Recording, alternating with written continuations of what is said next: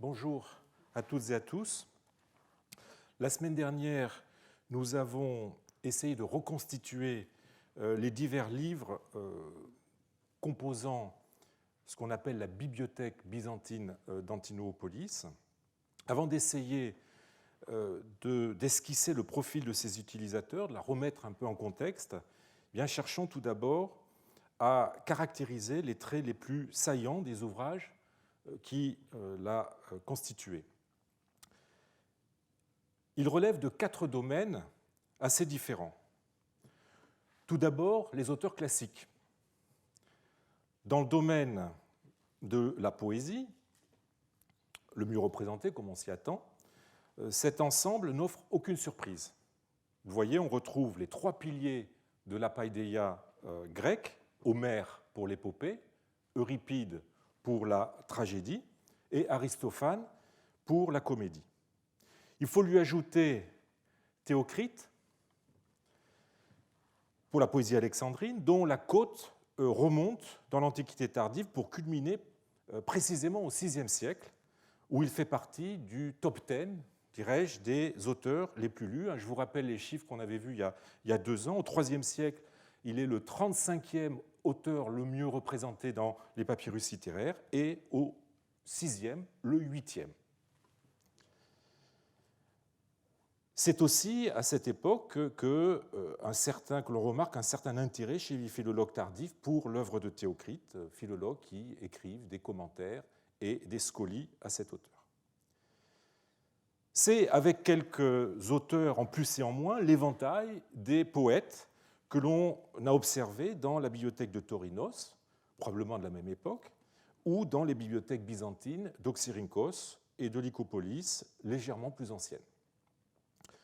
Quant à la prose, elle n'est représentée que par un ou plusieurs historiens.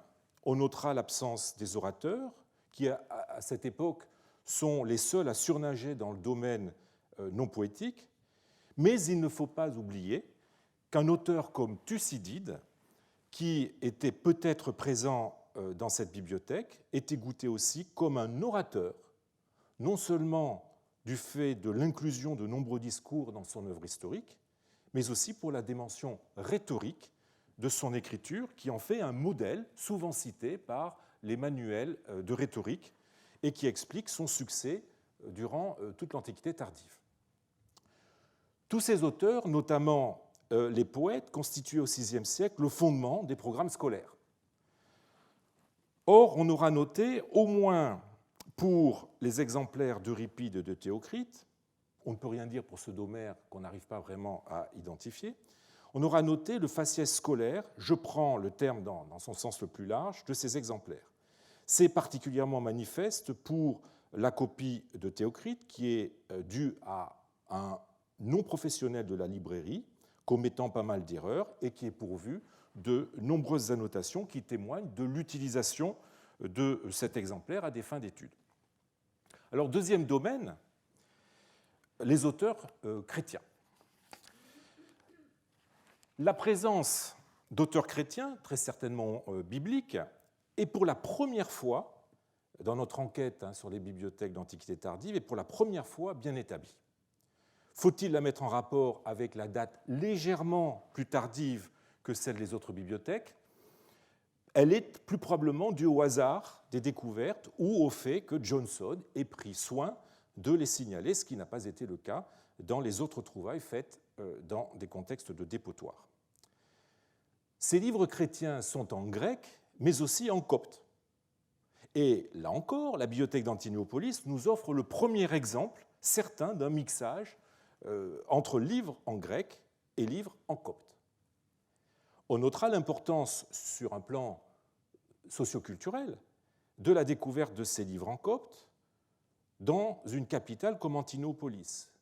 Il montre que cette langue, contrairement à ce que laisse entendre la documentation des IVe et Ve siècles, majoritairement issue de villages et de monastères, s'était répandue dans les milieux urbains cultivés au VIe siècle. Ce sont dans ces milieux qu'a pu se développer une véritable biculturalité où langue copte et hellénisme, loin de s'opposer systématiquement pouvaient constituer deux facettes de la même identité culturelle. Rien ne le démontre mieux que le théocrite de cet ensemble de livres. Un fragment, le B folio 9 recto, livre une glose en copte. Une glose qui se réfère à des vers en lacune, mais qui ont de fortes chances d'appartenir à la fin hélas perdue, de l'idylle 24, Héracliskos, le petit Héraclès ou Héraclès enfant. Cette annotation dans un texte grec d'un auteur profane est un cas unique qui mérite qu'on s'y attarde. Alors, je vous mets à l'écran le texte de l'édition. Il a été récemment réédité par Fausto Montana en 2011. Il faut juste corriger dans son édition à la ligne 5 le mot Nedz. Il a écrit ça avec un zeta, alors qu'en fait, ce n'est pas un zeta, c'est bien un ori. Donc il faut lire ner, comme dans la première édition. Alors, je vais traduire cette glose. On lit tout d'abord Héraclès, le ou les a tirés tout seul, monos au Héraclès, un pronom, l'anaphorique, mais on ne sait pas quelle est sa terminaison, Elkulsen. Donc Héraclès, le ou les a tirés tout seul, faisant probablement allusion à un exploit physique du jeune Héraclès. Puis à la ligne suivante, la même main a écrit en grec une nouvelle glose. Le poète ou le personnage dit ou veut dire, c'est ce que signifie en fait le hoti, qui est en début de la ligne 4. Je prends la numérotation d'édition de Montana. À ceux qui jouent ou s'amusent, paidzusi. Alors on notera l'absence de l'article, peut-être due à la concision qui est de mise dans les annotations marginales, à moins qu'il ne faille comprendre à eux qui jouent ou s'amusent. Et ensuite, dos, donne. Cette glose semble se continuer à la ligne d'après. Pourtant, l'annotateur passe du grec au copte, ou plus exactement à un mélange de grec et de copte. Gir, dos, ner. Comment interpréter ces trois mots ? Les premiers éditeurs rapportent l'avis de l'éminent coptisant Walter Crum. Selon lui, gir serait pour ger avec un eta, to be wanton ou merry, c'est-à-dire être dévergondé ou joyeux, équivalent du grec empaizo, et qui pourrait traduire du coup le paizousi que l'on a juste au-dessus. Le mot suivant, dos, ne correspond à aucun mot copte et doit donc être l'impératif du grec didomi, comme à la ligne précédente. On revient donc bizarrement au grec, d'autant plus bizarrement que l'annotateur passe de nouveau au copte avec le dernier mot, ner, qui signifie huile. Mais outre que gir ou ger ne peut pas signifier à ceux qui jouent, on attendrait plutôt ennedger, tout cela n'a pas grand sens, d'autant que nous ne pouvons nous appuyer sur le texte principal que cette glose est censée éclairer. Je vous le rappelle, la fin de cette idylle est malheureusement perdue par la tradition manuscrite médiévale. Et elle est en lacune, évidemment, dans notre manuscrit. Fausto Montana a repris à nouveau frais l'examen de ces gloses, bénéficiant d'une suggestion d'Alain Delattre, selon laquelle gir serait plutôt le substantif signifiant saumure de poisson, en grec tarikion, ou bien garom, en grec garos. Il comprend donc l'ensemble ainsi. Paizousi à ceux qui s'amusent, dos gir, donne du garum, dos ner, donne de l'huile. Alors l'alternance de grec et de copte est étrange, mais le sens est assez satisfaisant.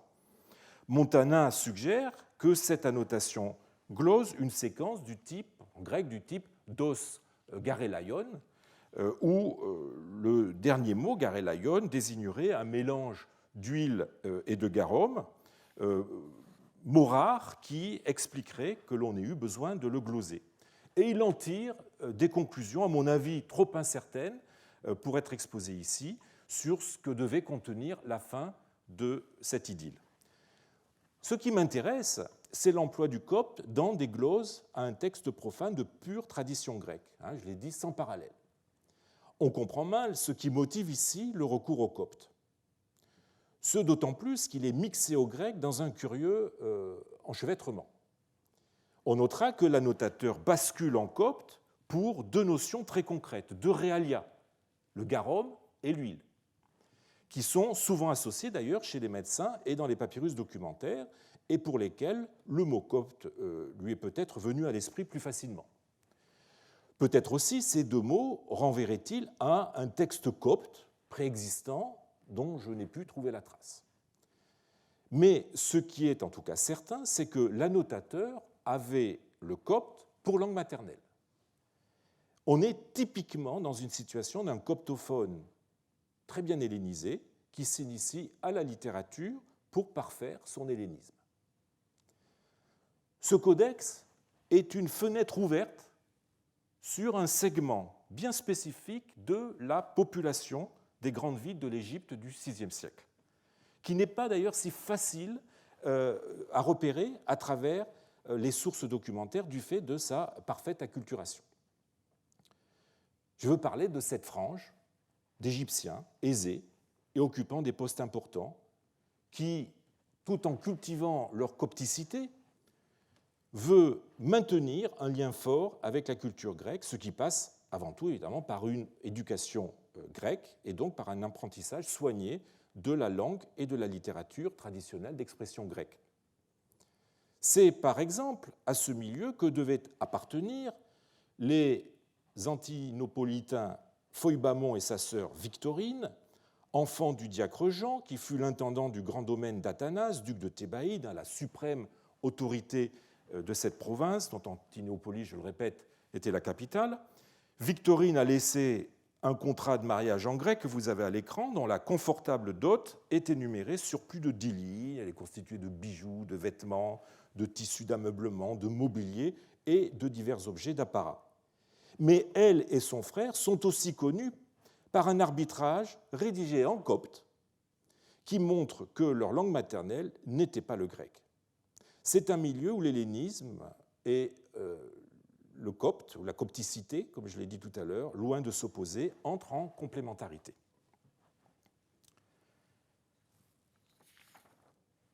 La troisième caractéristique de cette bibliothèque, qui constitue un de ses traits spécifiques les plus frappants, est la présence du latin que nous n'avions pas observé jusqu'ici dans les bibliothèques d'Oxyrhynchos, de Lycopolis ou d'Hermopolis. C'est que nous sommes à Antinopolis, capitale de Thébaïde, siège de l'administration du gouverneur, qui comportait de nombreux bureaux et une foule de fonctionnaires. Or, même si le grec reste toujours la langue officielle, le latin, en tant que langue du droit romain, prend une place de plus en plus visible à partir de Dioclétien, dont les réformes, poursuivies par la politique de Constantin, ont entraîné, en même temps qu'une romanisation au niveau institutionnel, une latinisation de la haute administration des provinces orientales. On voit apparaître le latin dans les procès-verbaux d'audience judiciaire devant les gouverneurs des provinces, gouverneurs qui font office de juges, dans les ordonnances des gouverneurs civils et militaires, dans certains actes notariaux, tandis que les ouvrages de droit en latin se multiplient. Ces nouvelles conditions linguistico-institutionnelles, dont Libanios, par exemple, s'est plaint à maintes reprises, expliquent l'émergence à partir de Dioclétien et en liaison avec les grands centres administratifs, comme l'était Antinopolis, d'une nouvelle classe de fonctionnaires et de juristes, ce qu'on appelle en latin les scholastici et en grec les scholastikoi, qui se devaient d'acquérir une connaissance, même rudimentaire, du droit et du latin, enfin du droit romain et du latin. Je vous renvoie pour cela à une étude récente que j'ai publiée sur la pratique du latin dans l'Égypte de l'Antiquité tardive. Les papyrus latins d'Antinopolis reflètent bien cette nécessité dans laquelle se trouvaient pendant cette période certains adultes, celle d'apprendre le latin en utilisant des outils pédagogiques dont la fonction première, loin d'être purement philologique ou littéraire, contrairement à leurs équivalents grecs, était d'inculquer les rudiments du latin à des hellénophones adultes. Hellénophones adultes, moins sensibles, dirais-je, aux beautés de la culture latine qu'à la nécessité d'apprendre rapidement la langue latine pour des besoins purement pratiques. Si le codex de Juvénal ressemble par le niveau élémentaire de ses glosses à un livre utilisé dans une optique scolaire, nous l'avons vu, son matériau coûteux, le parchemin, sa réalisation soignée, au point d'ailleurs qu'on a pensé qu'il avait pu être écrit à Constantinople, le font en revanche entrer dans la catégorie des exemplaires de luxe, ce qui ne cadre pas avec une utilisation pédagogique, classique en tout cas. Cet apparent paradoxe tient justement à la situation particulière où se retrouvaient les élites administratives obligées de se former en latin. Ce codex aurait pu appartenir à un membre de la haute administration, celle-là même dont il est question dans la lettre conservée par le papyrus Antinopolis 188, dont j'ai parlé la semaine dernière, membre de la haute administration à même de se procurer un exemplaire aussi onéreux pour parfaire son latin. En même temps qu'il se formait par les grands auteurs à la langue latine, eh bien les scholasticoi ou autres fonctionnaires fréquentaient aussi et surtout les ouvrages de droit, comme semble en avoir contenu aussi notre bibliothèque, même si leur identification est sujette à caution. Il y a au moins 3 textes, 3 traités juridiques retrouvés par Johnson. La diffusion du droit romain dans des provinces de plus en plus romanisées a en effet généré une intense activité d'élaboration de recueils de jurisprudence et de copies de livres juridiques qui n'a pas manqué de laisser des traces en Égypte, notamment durant le 4e, 6e siècle, période encadrée par Dioclétien, promoteur, je l'ai dit, de la langue et du droit latin, et Justinien, dont on connaît la grande activité en matière de législation et de constitution de corpora juridiques. La présence de tels ouvrages se justifie plus encore dans une capitale administrative comme Antinopolis, du fait de sa forte proportion de juristes et de fonctionnaires. Un autre segment de la bibliothèque d'Antinopolis doit être mis en rapport, comme les livres latins, avec les bureaux administratifs de la capitale thébaine. Le manuel de tachygraphie, communément appelé le P. Antinoé I, destiné, on l'a vu, à apprendre ce que nous appelons aujourd'hui la sténographie, ou devrais-je dire ce que l'on appelait jadis la sténographie, puisque cette technique de prise de notes basée sur des signes codifiés n'est, à ma connaissance, plus guère utilisée.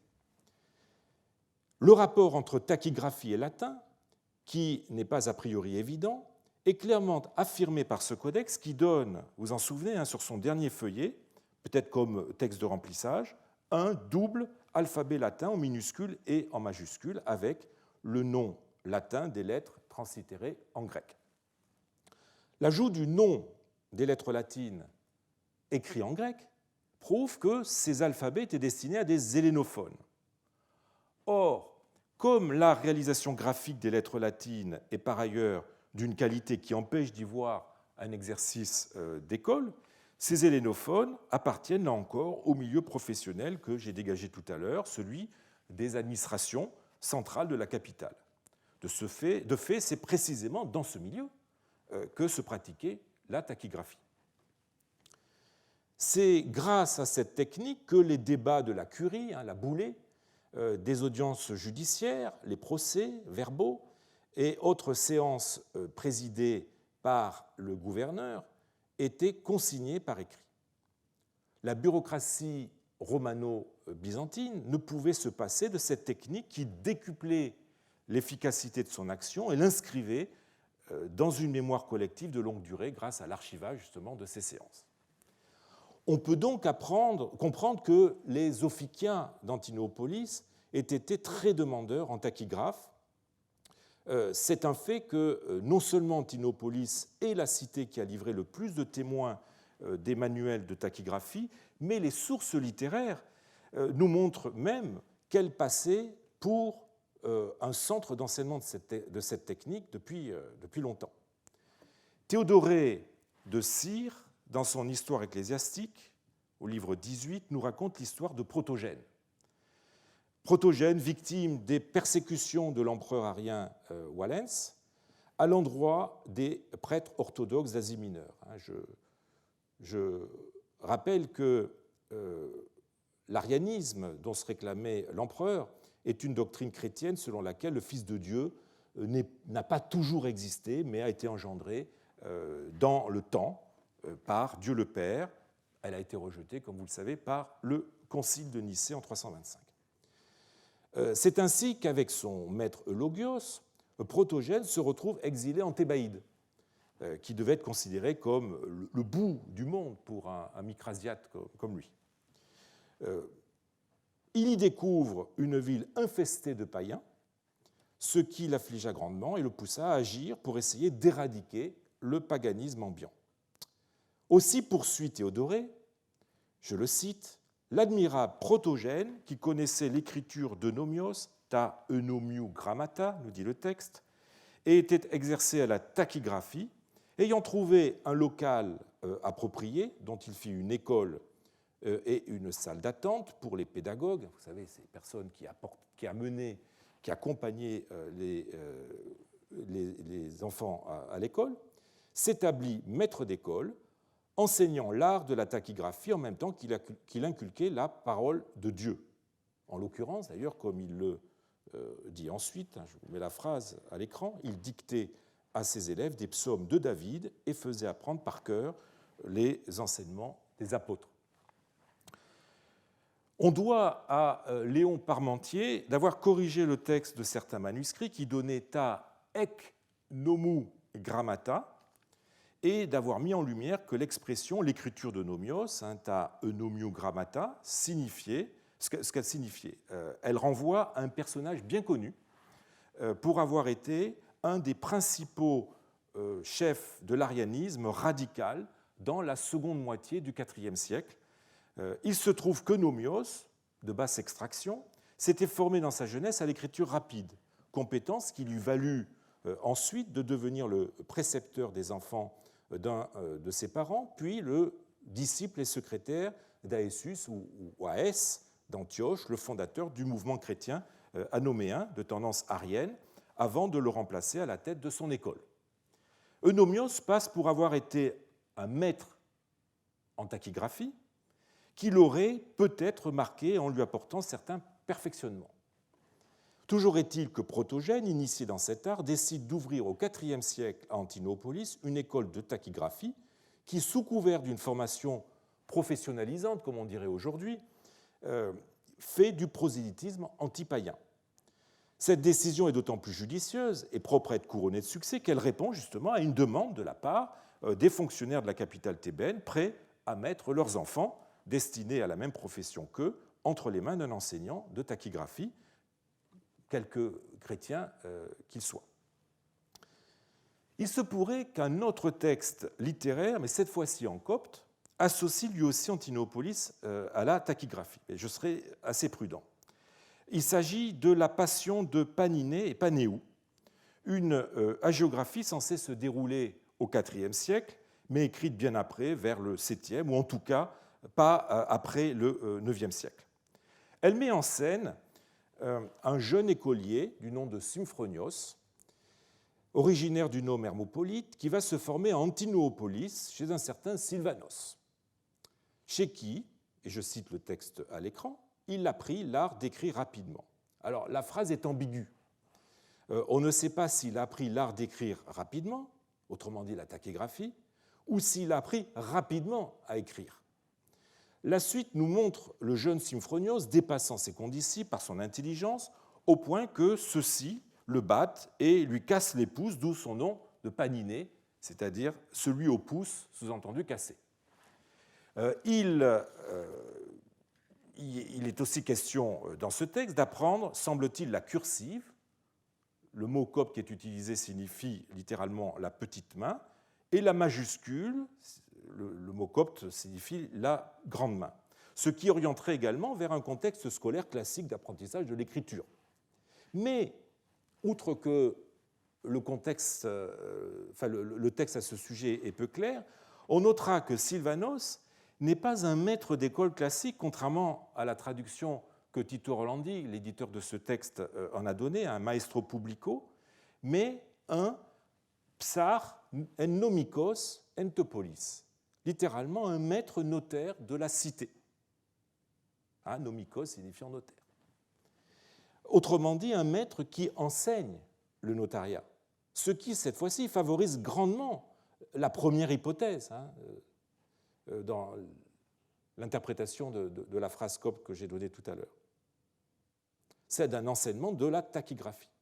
Par ailleurs, il est question à 2 reprises dans le texte d'apprentissage des sémiones, qui correspond au grec sémeion, qui semble avoir été interprété comme désignant les lettres. Mais en fait, sémeion n'est pas le mot qui est normalement utilisé pour les lettres, c'est plutôt stoikeion, enfin stoikeia au pluriel et grammatin. En revanche, c'est exactement celui qui désigne les signes tachygraphiques, le tachygraphe étant par ailleurs appelé sémeiographos, celui qui écrit les sémeias. Si mon hypothèse est juste, on aurait alors, avec le passage de la Passion de Paniné Panéou, un autre témoignage de l'existence d'un enseignement professionnel orienté vers le notariat et l'administration, pris en charge par la cité, s'il faut en croire le titre de Psar en nomikos entopolis, maître notaire de la cité, enseignement consistant entre autres en une formation à la tachygraphie. On notera d'ailleurs que le milieu familial de Symphonios est relativement aisé. On apprend que sa mère a des ouvriers à son service, qu'elle a aussi 2 femmes à son service. Si elle envoie son fils apprendre la tachygraphie, c'est qu'il s'agit là d'un métier socialement compatible avec le standing de la famille, ne correspondant pas à l'image de ce que nous serions tentés de nous en faire en le comparant à celui d'une sténodactylo du XXe siècle. Les tachygraphes pouvaient en effet occuper des postes très importants, comme celui de ce Flavius Philoxène, tachygraphe du bureau du gouverneur civil de la province d'Arcadie. Et le fait qu'il soit Flavius montre qu'il s'agit d'un personnage important. Il n'y a donc aucune incompatibilité en termes d'arrière-plan socioculturel entre le codex de tachygraphie et l'exemplaire de luxe de Juvénal, pour revenir à notre bibliothèque. Alors la 4e et dernière spécificité de la bibliothèque byzantine d'Antinopolis est la très forte proportion de papyrus littéraires médicaux qu'on y a découverts. On ne peut qu'être frappé de constater que sur les 145 papyrus littéraires découverts par Johnson, 26 sont des papyrus en rapport avec la médecine, soit 18%, ce qui est un ratio anormalement élevé. Certes, nous ne savons pas exactement le nombre des papyrus de la trouvaille du 17 décembre 1913, ce qui affaiblit considérablement l'interprétation que l'on pourrait être tenté de donner de ce total, qui ne reflète probablement pas le contenu réel de la bibliothèque d'Antinopolis. Mais, comme pour les papyrus latins et tachygraphiques, leur présence n'est de toute façon pas un hasard. Et la haute proportion des papyrus médicaux, confirmée par d'autres trouvailles qui ont été faites sur le même site, nous dit quelque chose du contexte dans lequel ils ont été trouvés. Antinopolis est en effet une des cités d'Égypte où la pratique de la médecine est la mieux attestée. Après Alexandrie, qui était un des centres les plus importants d'études médicales du monde méditerranéen. Alors, outre l'épitaphe du médecin Étienne, ou Stéphanos, trouvé par Albert Gaillet dans la Nécropole, c'est le numéro 190 du recueil des inscriptions grecques chrétiennes de Lefebvre, les papyrus ont livré plusieurs attestations de médecins dont certaines éclairent les institutions médicales à l'œuvre dans la cité.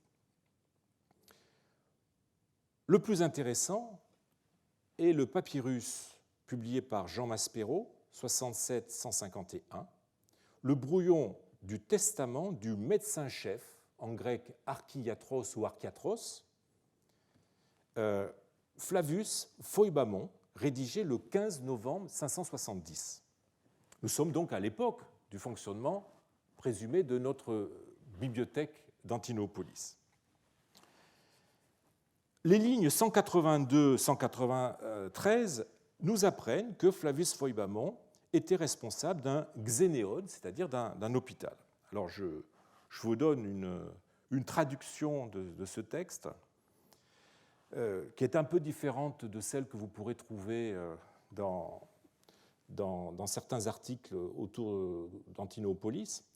Fixant dans les moindres détails la sainte gestion de notre saint hôpital que nous avons hérité de notre Père, les soins et la prévoyance qu'il nécessite, je veux et ordonne, et là vous retrouvez les deux verbes typiques des testaments, un boulomai kai keleo, je veux et ordonne que toute l'attention, les soins, l'entretien soient prodigués aux malades de façon scrupuleuse, patiente et irréprochable, comme une bonne œuvre accomplie par piété et dans la crainte de Dieu, avec toute la diligence et la gentillesse possible, et que cela soit réalisé par Jean, mon très aimé frère, qui, comme moi, administrera, comme il convient, les affaires relatives à cet hôpital pour assurer la continuité perpétuelle des soins, du service et de l'entretien ordinaire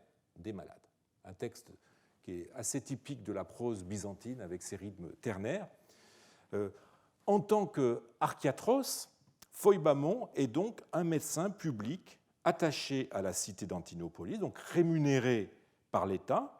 Son testament, d'ailleurs, nous donne ses appointements, 60 sous d'or, ce qui n'est pas une petite somme et qui vient s'ajouter à ses autres biens énumérés dans le testament. Il a 2 bateaux, il a une vigne, etc. En même temps, il est le directeur d'un hôpital dont la gestion se transmet dans sa famille de génération en génération. Il a hérité de cette fonction de son père et il la transmet à son frère, pas à ses enfants parce que ceux-ci sont trop jeunes. Un de ses ancêtres a peut-être fondé cet hôpital, mais le texte ne le dit pas expressément. Celui-ci semble en tout cas lié d'une façon ou d'une autre à l'Église, si l'on en croit l'emploi dans ce texte des termes agian et agus, qui sont des épithètes classiques des établissements religieux. De fait, le développement à partir du IVe siècle des hôpitaux, qu'on appelle en grec xénon ou xénéon, xénodokeion ou nosokomeion, est lié à celui du christianisme et à celui des institutions ecclésiastiques et, à moindre égard, des monastiques. Rappelons que saint Basile, évêque de Césarée, passe pour le premier à avoir fondé un hôpital. Même si les laïcs y ont aussi un grand rôle en les finançant sur leur denier ou en les gérant comme notre Phoibamon. Ces hôpitaux qui impriment désormais leur marque sur la physionomie des cités de l'Antiquité tardive, en combinant des fonctions de centres médicaux, d'assistanat aux pauvres et d'hôtellerie, ont non seulement servi d'interface, dirions-nous aujourd'hui, entre la médecine des corps et la médecine des esprits qu'est la religion. Mais plus concrètement, ils ont aussi offert un débouché pratique aux médecins traditionnels qui pouvaient aussi y acquérir une expérience, y trouver de quoi travailler et probablement aussi des infrastructures pour un enseignement de la médecine. Comme le rappelle Marie-Hélène Margan, leur fondation est fréquemment liée à la vénération de martyrs ou de saints locaux, dont les églises, remplaçant les temples des dieux païens, servent parfois de lieu d'incubation pour les malades. Alors voilà qui me permet d'introduire une seconde spécificité d'Antinopolis, propre à expliquer le succès que la médecine y a connu, en même temps que cette spécificité en est aussi la conséquence. Cette cité a été le cadre du culte d'un saint guérisseur nommé Kolutos, martyrisé en 305. Vous avez ici une image du saint. C'est une peinture murale qui a été trouvée par les Italiens dans la chapelle de Théodosia. Malheureusement, la peinture a souffert quelques dégradations et elle n'est pas aussi belle que cette aquarelle qui a été faite peu de temps après la découverte. Donc vous voyez, Apakouloutos est à gauche. Saint guérisseur qui, je l'ai dit, a été martyrisé comme beaucoup en 305, enfin, à cette période, connu par un important dossier hagiographique qui est à la mesure de son immense popularité. Il fut l'objet notamment d'une passion qui remonte au IVe ou Ve siècle de deux encomiats par Phoibamon, évêque de Panopolis, au VIe siècle, et par deux autres, par Isaac, évêque d'Antinoé au IXe siècle. Et on a aussi à son sujet des recueils de miracles qui ont été publiés notamment par Ugo Zanetti, les miracles arabes de Saint Koloutos, publiés en 2004 à Genève. Ces textes nous apprennent que Koloutos, avant d'être martyrisé et sanctifié, fut un médecin formé par son ami Philippe, fils de l'évêque d'Hermopolis. Il est d'ailleurs désigné dans plusieurs pièces de son dossier géographique comme Iatros ou Archiatros. Et on retrouve le terme que nous avions dans le testament de Flavius Phoibamon, médecin public d'Antinopolis. Ce titre est celui que donne le réceptaire médical copte édité par Chassina, papyrus extrêmement célèbre dans le milieu des coptisans parce que c'est le plus beau papyrus médical copte que nous ayons. Il a été copié au IXe, Xe siècle et on trouve dans une recette de collyre, on trouve dans ce manuscrit une recette de collyre qui est attribuée à Koloutos, Archiatros, Kai Marturos, on devrait dire, Koloutos, médecin chef et martyr. Son nom n'est d'ailleurs pas appliqué par hasard à un collyre, puisque Koloutos s'est spécialisé dans les maladies ophtalmiques. Cette qualité de médecin est restée attachée au saint, dont le culte dans le sanctuaire qui lui est dédié, qui a connu différents emplacements, je vous en montre un, s'est développé sous une double forme. Tout d'abord celle d'un oracle que l'on venait consulter, notamment pour des problèmes de santé, et qui a laissé de très nombreux billets oraculaires. Je vous en montre quelques-uns. J'ai participé à la mission archéologique dans les années 2005 sur le site, et voilà quelques-uns des billets que nous avons trouvés pendant cette période. Vous voyez que les billets sont encore ici intacts et scellés. Et nous les avons ouverts, et voilà ce que cela donne. Donc on a trouvé énormément de billets qui sont un témoignage de la consultation oraculaire de ce saint. Le culte prenait aussi une autre forme, celle d'une consultation par incubation dans des espaces dédiés qui ont été retrouvés. Alors, je vous montre ici ce qui pourrait être des banquettes, lits sur lesquels les pèlerins venaient s'allonger pour l'incubation. On a trouvé aussi des petits bassins où vous pouvez se nettoyer, etc. Sans compter les nombreux ex-voto que l'on a trouvés sur le site. Et je vous en montre quelques-uns ici. Voilà 3 autres.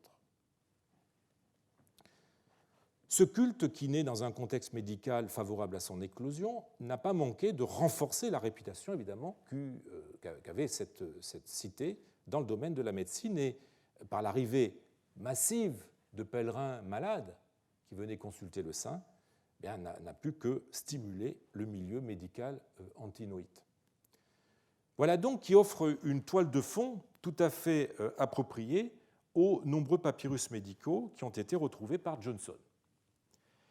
Il nous faut maintenant nous interroger sur la nature de cet ensemble, qui a peut-être, au moins partiellement, formé un fond de livre au sens propre du terme.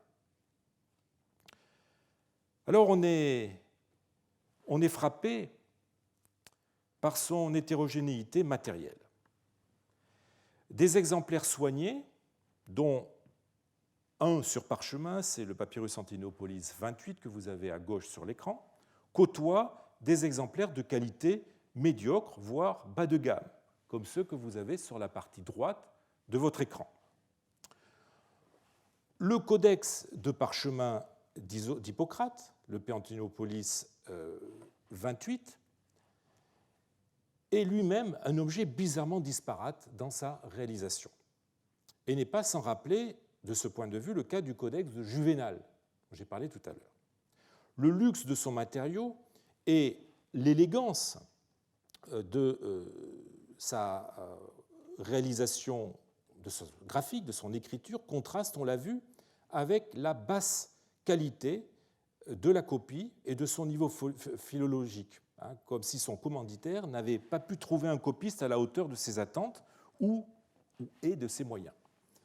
Le commanditaire ou l'acquéreur de ce manuscrit a pu en tout cas avoir un profil assez semblable à celui, un siècle plus tard, de ce scribe médecin en chef Feuilbamon, dont j'ai évoqué la figure à travers son testament. Si l'on se tourne vers le contenu de cet ensemble, on a là encore, de cet ensemble des papyrus médicaux, on a là encore une impression d'hétérogénéité. Les éditions d'auteurs comme Hippocrate, Galien ou les Adespota, certaines semble-t-il intégrales, comme le papyrus 1.28, qui conserve au moins 2 traités complets d'Hippocrate, le pronostic et les aphorismes, côtoient des compilations d'auteurs, c'est le cas du Peantinopolis 126 ou 128, parfois même des compilations combinant des matériaux d'esprit très différents, comme le Peantinopolis 127 qui donne un traité anatomique et des prescriptions pharmacologiques. Par ailleurs, les traités systématiques ou théoriques, qu'ils soient en version intégrale ou sous forme de digeste, côtoient des réceptaires, autrement dit des recueils exclusivement pratiques, et nous avions vu qu'il y en avait un certain nombre.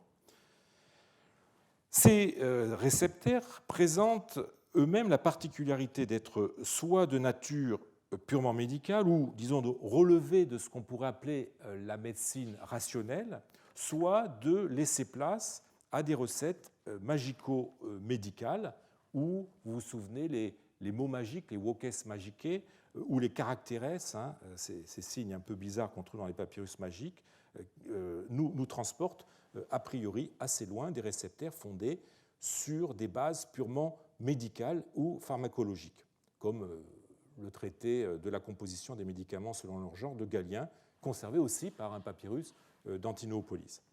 Il est vrai que la frontière entre médecine scientifique et magie est assez labile, comme le montre le développement de l'iatro-mathématique que l'astronome Ptolémée a bien défini dans son Tétrabiblos. Je vous cite ce texte. Les Égyptiens qui ont poussé le plus loin ce pouvoir de l'art ont totalement lié la médecine au pronostic astronomique, car ils n'auraient jamais mis au point des apotropiasmoi, des phylactères, des remèdes contre les conditions universelles ou particulières, futures ou présentes, résultant de l'environnement, s'il n'était accrédité chez eux l'opinion que l'avenir est inamovible et inaltérable. Mais au contraire, plaçant au second rang, après le principe de la destinée, la faculté de contrecarrer selon la série d'éléments naturels, ils ont combiné au pouvoir du pronostic celui utile et profitable résultant des systèmes dits iatro-mathématiques.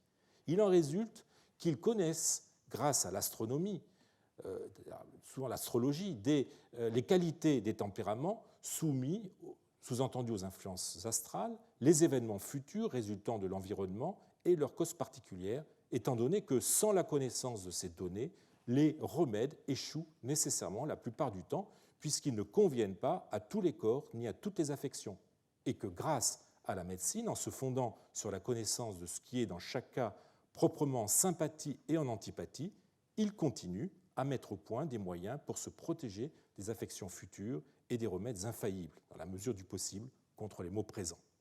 Alors vous voyez, on voit bien que la limite entre médecine rationnelle et astrologie ou d'autres domaines est assez floue.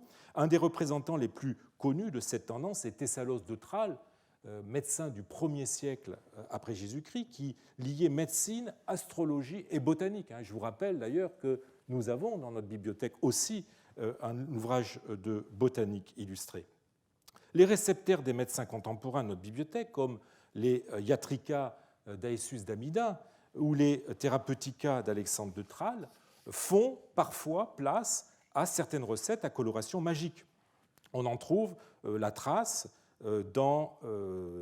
aussi chez le plus grand médecin d'époque romaine, Galien, qui, après avoir longtemps critiqué, combattu l'usage de la magie en médecine, finit par en accepter certaines pratiques, notamment les amulettes, et je vous renvoie à la bibliographie que j'ai mise à l'écran. Les papyrus d'Antinopolis offrent donc tous les spectres possibles de textes médicaux allant des éditions d'auteurs les plus exigeants, à même de nourrir des travaux d'érudition, à des textes de la pratique, de la médecine scientifique à la magie populaire. Comment expliquer cette disparité à la fois de la forme et du contenu? C'est la question qu'il nous faut résoudre en conclusion. Si elle n'est pas due à des provenances diverses, c'est-à-dire divers fonds, elle pourrait être mise sur le compte d'une appartenance à une bibliothèque institutionnelle qui se serait constituée soit à partir de plusieurs fonds, soit par accroissement successif de livres de nature et de provenance diverses, en partie pour répondre aux besoins diversifiés de son lectorat, en partie produits eux-mêmes pour des utilisateurs au profil lui aussi divers. C'est l'hypothèse que l'on peut tirer d'une remarque faite par Colin Roberts, l'éditeur du premier volume des papyrus d'Antinopolis, édité en 1950, à l'occasion de l'édition d'un des papyrus d'Hippocrate, dont le faciès philologique tranche sur la tradition de cet auteur. Il propose d'y voir la production de l'école médicale d'Antinopolis. Nous avions eu l'occasion, j'avais insisté sur le fait que le texte de certains de ces papyrus ne correspond pas à celui que nous connaissons grâce à la tradition médiévale. Alors, si la remarque de Roberts, l'hypothèse de Roberts ne concerne stricto sensu que le texte de l'exemplaire et non l'exemplaire lui-même, il pourrait être tentant de voir dans ce papyrus, comme dans les autres, les restes d'une bibliothèque, d'une école médicale locale qui aurait ses propres traditions, notamment ses propres traditions textuelles. Cette hypothèse a néanmoins été, sinon validée, du moins critiquée en 1983 par Viviane Naughton, pour qui elle ne s'impose pas. Il s'agit du compte-rendu qu'a fait Viviane Naughton d'un ouvrage de Marie-Hélène Margan, l'inventaire analytique des papyrus médicaux. Et donc, Viviane Naughton écrit « Les papyrus médicaux d'Antinopolis ne doivent pas être considérés comme faisant partie des produits d'une école de médecine d'Antinopolis ». Il utilise des guillemets. Car ils pourraient provenir de la bibliothèque d'un seul médecin. La présence de médecins n'indique pas l'existence ni d'un établissement d'enseignement, ni d'un corps unifié de doctrine, et les écoles de médecine, avec leurs implications modernes, ne devraient pas être multipliées au-delà du nécessaire. Alors effectivement, il est prudent. C'est certes possible, mais peut-être moins à même de rendre compte de la diversité et de l'absence d'homogénéité dans les textes et les exemplaires qui composaient cette bibliothèque. D'un autre côté, il est tout à fait possible que les deux hypothèses ne sont pas contradictoires, puisque l'on pourrait avoir affaire à la bibliothèque d'un médecin enseignant, ce qui expliquerait les annotations dont sont pourvus certains exemplaires. Je l'occasion de vous en présenter au moins deux, le papyrus Antinopolis 126 et 128. Le contexte antinopolitain, on l'a vu, est par ailleurs tout à fait favorable à l'existence d'une ou de plusieurs bibliothèques liées à un enseignement médical. Ainsi que l'écrit Marie-Hélène Margan en conclusion de son article de 1984 intitulé « La collection médicale d'Antinopolis », publié dans la Zeitschrift für Papyrologie und Epigraphik, je la cite, « Comme le prouvent les sources épigraphiques et documentaires, il y avait sur place des médecins héréditaires qui durent puiser leur savoir non seulement dans l'enseignement oral, mais aussi dans la lecture d'une abondante bibliothèque médicale. » On a relevé, vous en souvenez, que certains livres médicaux sont annotés, comme l'édition des aphorismes, le P. Antinopolis 183, vous avez en haut l'écriture du texte principal, et sur les fragments du bas, vous retrouvez la petite écriture propre aux annotations. Vous voyez donc que ce papyrus était doté d'un appareil de scolie dans ses marges, qui faisait dire à Isabella Andorlini, j'avais déjà eu l'occasion de citer cette savante, qu'il avait pu être utilisé dans le cadre d'une pratique scolaire et académique institutionnalisée. Entre bibliothèque d'un médecin qui a pu avoir des activités d'enseignement ou bibliothèque liée à une école médicale ou bien à un établissement de type hospitalier ayant accueilli aussi des cours de médecine, comme celui dont s'occupait Flavius Foibamon, nous ne pourrons jamais trancher puisque nous ne savons pas exactement quels papyrus ont été retrouvés ensemble. Et c'est ça le problème sur lequel nous butons depuis le début. Quels étaient exactement les papyrus trouvés en décembre 1913 par Johnson?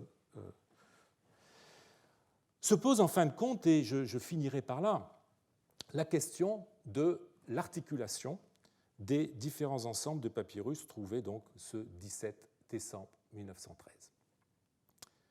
Nous avons vu que certains d'entre eux dessinaient le profil d'un utilisateur appartenant à des milieux bien spécifiques, celui de la fonction publique, avec les textes en latin, avec les textes, les manuels tachygraphiques, celui de la médecine, avec les livres médicaux ou paramédicaux. Cela oriente vers des profils assez différents. Fonctionnaires ou scholasticos d'un côté, médecins de l'autre. Si l'on cherche à défendre l'hypothèse d'une appartenance de ces papyrus à une seule et même bibliothèque, on peut toujours justifier cette diversité en arguant qu'elle a pu fonctionner sur plusieurs générations d'individus ayant eu des activités professionnelles différentes ou en la rapportant à une famille dont les membres ont pu exercer des activités professionnelles diversifiées. On pourra aussi trouver plus économique d'envisager qu'on a affaire à plusieurs fonds qui se sont retrouvés mêlés ensemble dans le même dépotoir. Quoi qu'il en soit, on ne pourra pas nier que cet ensemble de livres reflète les disciplines et les sciences dont Antinopolis s'est fait une spécialité. Et ce sont là des résultats positifs qui nous récompensent, me semble-t-il, des efforts que nous avons déployés pour l'étudier. À défaut d'esquisser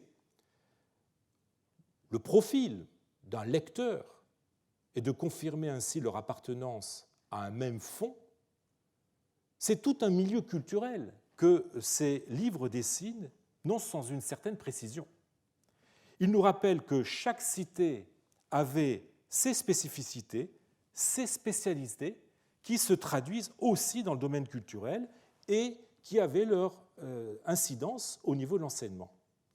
Nous sommes loin de la culture centralisée, maintenant globalisée, que connaissent nos États modernes. Les provinces, voire les cités de l'Antiquité, ont développé des traits spécifiques, hérités de traditions locales et qui ont fait parfois leur renommée. Nous avons vu combien la position administrativement éminente d'Antinopolis, cité qui a connu d'ailleurs dès sa fondation par Adrien un statut d'exception, a stimulé la culture latine. l'intérêt pour des ouvrages de droit et le développement des arts de l'écriture rapide.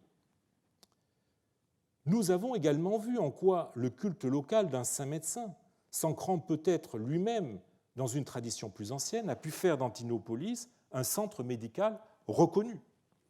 Son statut de cité grecque et de capitale provinciale n'a pas manqué non plus d'encourager un goût pour la littérature grecque traditionnelle et par voie de conséquence pour la production littéraire classique, tendance qui, croisée avec la tradition poétique propre à la Thébaïde, a donné naissance à un courant poétique dont Antinopolis, à côté d'Hermopolis et de Panopolis, a été une des meilleures ou des plus illustres représentantes.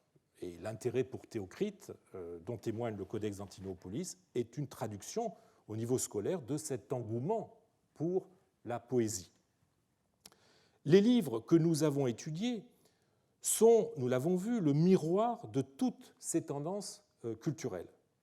Mais ils nous incitent à envisager la dimension locale de la culture bien au-delà.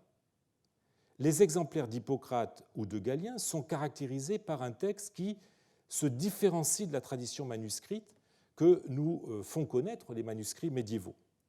L'enchaînement de certaines œuvres à l'intérieur du corpus hippocratique n'est pas non plus canonique. Nous l'avions vu au sujet du papyrus Antinopolis 28 ou 184-185. Les scolies qui truffent certains d'entre eux sont indépendantes des commentaires connus. Bref, nous avons affaire à des copies d'auteurs qui, au-delà du manque d'homogénéité qui caractérise bien souvent les textes des papyrus littéraires, pourraient bien procéder d'une tradition textuelle locale. Le phénomène ne doit pas vous étonner, puisqu'il est connu depuis les origines de la librairie antique, avec notamment Homère, dont l'œuvre circulait dans des exemplaires qui pouvaient varier selon qu'ils avaient été copiés dans telle ou telle cité. Aussi, une des vertus de la bibliothèque byzantine d'Antinopolis, et j'utilise des guillemets, c'est, à défaut d'avoir vraiment existé telle qu'elle, de nous sensibiliser au phénomène de la régionalisation culturelle, d'attirer notre attention sur des particularismes locaux en termes de culture, de littérature et de production libraire. Je vous remercie.